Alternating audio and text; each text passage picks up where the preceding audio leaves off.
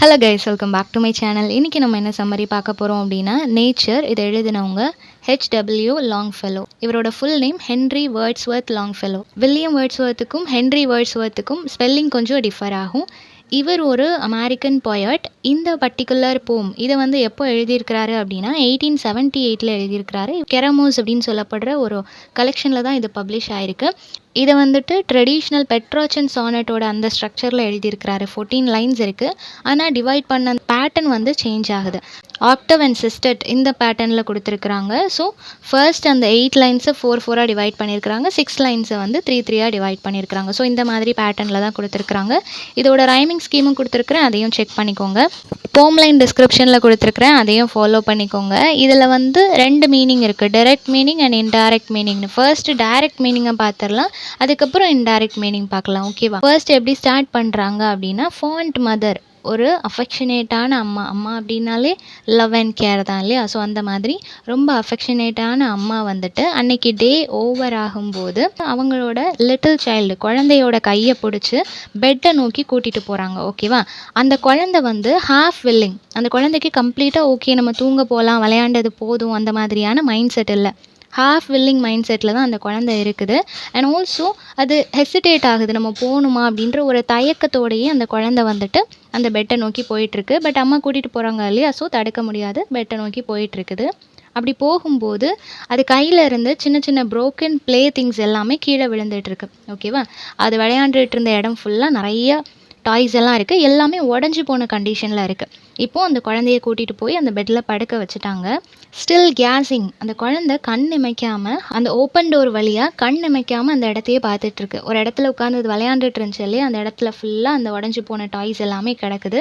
அதுக்கு இன்னும் விளையாடணும்னு இருக்குது. அந்த டாய்ஸ் எல்லாம் உடஞ்சி போயிருந்தாலும் இன்னும் விளையாடணும்னு இருக்குது. ஸோ அது கண்டினியூஸாக அந்த இடத்தையே பார்த்துட்ருக்கு. பார்த்துட்டு இருக்கும்போது அந்த அம்மா இருக்கிறாங்க இல்லையா, அவங்க அஷூரன்ஸ் கொடுக்குறாங்க. அண்ட் ஆல்சோ அந்த குழந்தைய கம்ஃபர்ட் பண்ணுறாங்க. என்ன சொல்கிறாங்க அப்படின்னா, நான் உனக்கு ப்ராமிஸ் பண்ணுறேன், இப்போ உனக்கு டாய்ஸ் எல்லாம் இருக்குது இல்லையா, அது எல்லாமே உடஞ்சி போயிடுச்சு. இதை விட பெட்டரான விஷயங்கள் எல்லாமே, பெட்டரான டாய்ஸ் எல்லாமே நான் உனக்கு நாளைக்கு வாங்கி தருவேன். அந்த ஃப்ரெஷ்ஷான டேயில் நாளைக்கு உனக்கு கிடைக்கும், அதனால் நீ இப்போ தூங்கு அப்படின்னு சொல்லிட்டு அந்த அம்மா அந்த குழந்தைய கம்ஃபர்ட் பண்ணுறாங்க. பட் இப்போவும் அந்த குழந்தைக்கு வந்து கம்ப்ளீட் ஹாப்பினஸ் கிடச்சிதா, ஓகே அப்படின்னு சொல்லி அந்த குழந்தை சமாதானமாச்சான்னு கேட்டால் இல்லை. அந்த குழந்தைக்கு அது சாட்டிஸ்ஃபைடாக இல்லை. அந்த ப்ராமிஸ் வந்துட்டு அதுக்கு ஓகேவா இல்லை. ஆனால் இப்போது நேச்சர் வந்து கண்டினியூஸாக, அந்த அம்மா வந்து கண்டினியூஸாக அந்த குழந்தையோட போராடி அந்த குழந்தைய தூங்க வைக்கிறாங்க. ஸோ இப்போ வந்து நேச்சர் டீல்ஸ் வித் அஸ். இந்த மாதிரி தான் நம்ம கூடயும் நேச்சர் வந்துட்டு எப்போவுமே போராடிட்டு இருக்கு. ஓகேவா? நம்ம ஈச் அண்ட் எவ்ரி பர்சன் நம்மளோட டைம் எப்போ முடிய போகுது அப்படின்றது தெரியாது. எவ்வளோ நாள் நம்ம வாழ போகிறோம் அப்படின்றது யாருக்கும் தெரியாது. நம்மளோட டைம் வரும்போது நம்ம போக தான் செய்யணும் இல்லையா? இதில் நிறைய கம்பேரிசன். அந்த குழந்தையோட அந்த ஸ்லீப், பெட்டை நோக்கி கூட்டிகிட்டு போகிறது வந்து நம்மளோட எட்டர்னல் ஸ்லீப்பை கம்பேர் பண்ணுறாங்க. ஒவ்வொரு மனுஷனும் அவனோட டெத்தை ஒரு நாள் ஃபேஸ் பண்ணி தான் ஆகணும் இல்லையா? ஸோ அந்த மதரை வந்து காடோட கம்பேர் பண்ணுறாங்க. நம்ம என்ன தான் இந்த வேர்ல்டில் இருக்கக்கூடிய எல்லா ப்ளஷர்ஸோடையும் எவ்வளோ நேரம் நம்ம டைம் ஸ்பெண்ட் பண்ணாலும், எத்தனை வருஷம், நியர்லி ஒரு 100 இயர்ஸ் நம்ம வாழ்ந்துட்டாலும் இன்னும் கொஞ்சம் வருஷம் நம்ம இந்த உலகத்தில் இருக்கணும்னு தான் தோணும்.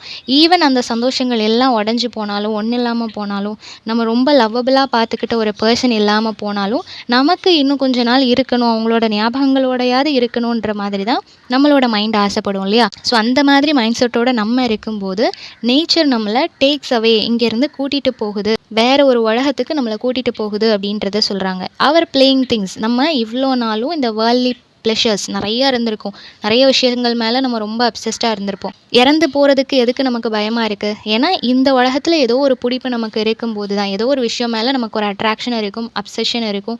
அதை விட்டு போகக்கூடாது அப்படின்ற ஒரு தாட் நமக்குள்ளே இருக்கிறதுனால தான் இல்லையா? ஸோ அப்படி இருக்கும்போது அது எல்லாமே ஒன் பை ஒன் நம்ம கையில் இருந்து கீழே விழுது. விச் மீன்ஸ் அது எல்லாமே நம்மளை விட்டு போயிட்டுருக்கு அப்படின்றத சொல்கிறாங்க. ஸோ காட் அண்ட் நேச்சர் ரெண்டுமே இதை டைமோடையும் நம்ம கம்பேர் பண்ணலாம். ஜென்டலாக நம்மளை அந்த ரெஸ்ட் எடுக்கிறதுக்காக கூட்டிகிட்டு போகுது. ஓகேவா? ஸோ அந்த லாங் ஸ்லீப்புக்காக, எட்டர்னல் ஸ்லீப்புக்காக நம்மளை ஜென்டலாக கூட்டிகிட்டு போகுது. பட் நம்ம யாருக்குமே தெரியாது இல்லையா, அந்த வேர்ல்டில் நம்ம நிரந்தரமாக இருப்போமா இல்லை போயிடுவோமா, எப்போ நம்மளோட டைம் முடியும், எப்போ அந்த எட்டர்னல் ஸ்லீப்புக்கு நம்மளை கூட்டிகிட்டு போவாங்க, யாருக்கும் எதுவுமே தெரியாது.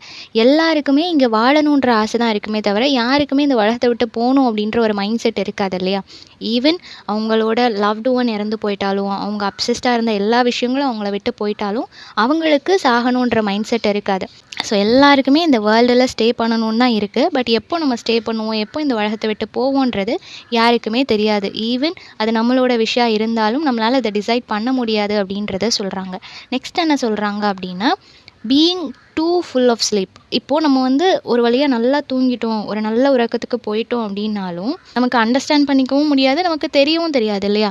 நம்ம இறந்ததுக்கப்புறம் ஹெவனுக்கு போவோம்னு சொல்கிறாங்க. பட் அந்த ஹெவன் எப்படி இருக்கும், உண்மையிலே ஹெவன் ஒன்று இருக்கா, இந்த மாதிரி plenty ஆஃப் கொஷின்ஸ் தான் இருக்கே தவிர, நெக்ஸ்ட்டு நம்ம இறந்ததுக்கப்புறமா நம்ம லைஃப்பில் நடக்கக்கூடிய அந்த மாற்றங்களை பற்றி யாருக்கும் எதுவும் தெரியாது அப்படின்றது தான் உண்மை.